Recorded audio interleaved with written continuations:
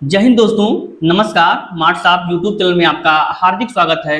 दोस्तों, जैसा कि आप जानते हैं, जो माननीय सुप्रीम कोर्ट के द्वारा टीईटी अनिवार्यता का फैसला दिया गया था, उससे संबंधित उत्तर प्रदेश सरकार ने तत्परता दिखाते हुए रिव्यू पिटीशन दाखिल कर दिया गया है।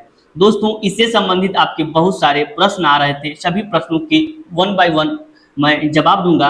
उससे पहले यदि आप हमारे चैनल पर नए हैं तो हमारे चैनल को सब्सक्राइब कर लीजिए, ताकि अपने दोस्तों को शेयर भी कर दिए। दोस्तों, जैसा कि आप जानते हैं कि माननीय सुप्रीम कोर्ट के द्वारा 1 सितंबर 2025 को यह फैसला आया कि जो सेवारत टीचर हैं, यानी इन सर्विस टीचर, सभी को टीईटी की परीक्षा पास करना अनिवार्य है यदि उनकी सर्विस 5 साल से ज़्यादा है तब, और वे प्रमोशन पाते हैं तो भी उनको टीईटी की परीक्षा पास करना अनिवार्य है।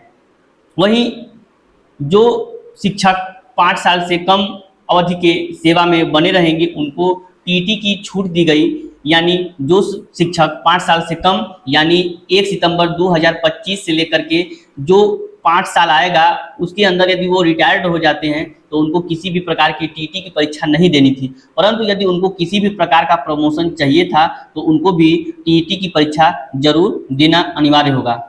दोस्तों, इसी को लेकर के उत्तर प्रदेश सरकार ने रिव्यू पिटीशन दाखिल कर दिया गया है। दोस्तों, जैसा कि आप जानते हैं, उत्तर प्रदेश के मुख्यमंत्री जी ने कहा था कि हमारे टीचर ट्रेंड हो चुके हैं, हमने उनको समय समय पर प्रशिक्षण देकर के उनको ट्रेंड कर दिया है, अब उनको टीईटी की परीक्षा देना अनिवार्य जैसी कोई कानून न थोपा जाए, इसको लेकर के उन्होंने यक्स अपने हैंडल पर यह दावा किया था कि इसको रिव्यू पिटीशन के माध्यम से दाखिल किया जाएगा, और उसी दिन तत्परता दिखाते हुए 8 बजे रात को यह फाइल जो है कि सबमिट हो गई। दोस्तों, अब आपका अगला प्रश्न यही आता है कि सर इसकी सुनवाई कब तक होगी, रिव्यू पिटीशन की सुनवाई कब तक होगी। आप जानते हैं कि उत्तर प्रदेश सरकार के द्वारा जो रिव्यू पिटीशन दाखिल कर दिया गया है, इसकी सुनवाई बहुत जल्द होगी, क्योंकि जब कोई मामले सरकार के होते हैं, नीतिगत फैसले के होते हैं, इत्यादि के होते हैं, तो उन पर जो है कि सुप्रीम कोर्ट जल्द से जल्द सुनवाई करने के लिए तत्पर रहता है।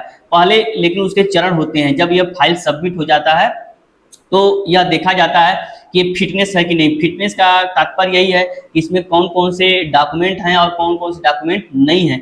यदि जब उनका रजिस्ट्रार के स्तर पर परीक्षण करने के बाद उनका जज महोदय के सामने जो है कि लिस्टिंग कर देगा। दोस्तों, जब तक फिटनेस चेक नहीं होगा, जब तक उसकी लेबलिटी चेक नहीं होगी, तब तक कोई भी सुप्रीम कोर्ट में याचिका नंबर पर नहीं आती है। यदि वह नंबर पर आने से पहले अनफिट है तो उसको समय दिया जाता है, समय रहते ही उसको फिट करना पड़ता है, उसके बाद यह नंबर पर आता है। दोस्तों, आपका दूसरा प्रश्न यह है कि सर ये मामला किस बेंच में जाएगा। तो रिव्यू पिटीशन में एक नियम होते हैं कि जो जज पहले फैसला दे चुके हैं वही जज इस पर क्या करते हैं, सुनवाई करते हैं। इस फैसले की सुनवाई माननीय जस्टिस दत्ता महोदय एवं माननीय जस्टिस मनमोहन सर ने इसकी सुनवाई किया था। इसकी फैसले इन लोगों ने ही दिया था, तो यह फैसला का रिव्यू पिटीशन इन्हीं लोगों के हैंड में जाएगा। यही लोग अपने फैसले पर एक बार पुनर्विचार करेंगे।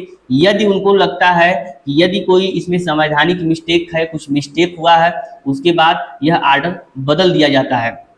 क्या बदल जाएगा फैसला?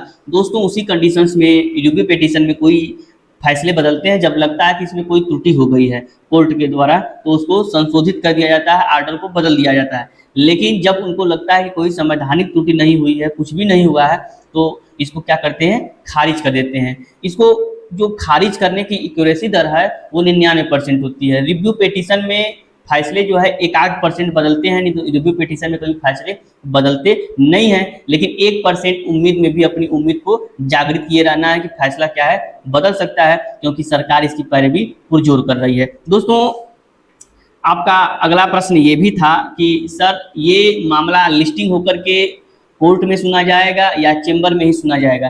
दोस्तों, जो रिव्यू पिटीशन की सुनवाई होती है वो इन चेंबर और कोर्ट दोनों में होती है, लेकिन ज़्यादातर संभावनाएं यही रहती हैं कि रिव्यू पिटीशन की सुनवाई को इन चेंबर कर लिया जाता है। जज महोदय के चेंबर में ही इसको सुनवाई करते हुए सब कुछ क्या कर दिया जाता है, कर दिया जाता है। यदि फैसला बदलने लायक रहेगा तो बदल दिया जाएगा, अन्यथा इस पर कोई सुनवाई नहीं करते हुए रिव्यू पिटीशन को खारिज कर दिया जाता है। दोस्तों, हमको उम्मीद हमेशा बरकरार रखनी है। यदि सुप्रीम कोर्ट से यह याचिका खारिज भी हो जाती है तो निश्चित रूप से यह मान के चलिए कि यूपी सरकार या अन्य सरकारें भी कोई इस प्रकार का रास्ता निकाल देंगी जिससे कि सभी शिक्षकों के नौकरी के हितों की रक्षा की जा सकती है। क्योंकि जब सरकार आपके साथ है तो नियम कानून वह बना सकती है, कुछ ऐसे कानून का प्रावधान कर सकती है जिससे कि आपकी विभागीय परीक्षा करा करके आपको नौकरी सुनिश्चित की जा सके। क्योंकि एक नौकरी देना और एक नौकरी लेना दोनों में बहुत बड़ा फर्क है और वोट बैंक की राजनीति भी है, चुनाव सर पर है। इसीलिए सभी सरकारें किसी भी शिक्षक का अहित नहीं चाहते हुए सभी शिक्षकों के हित में ही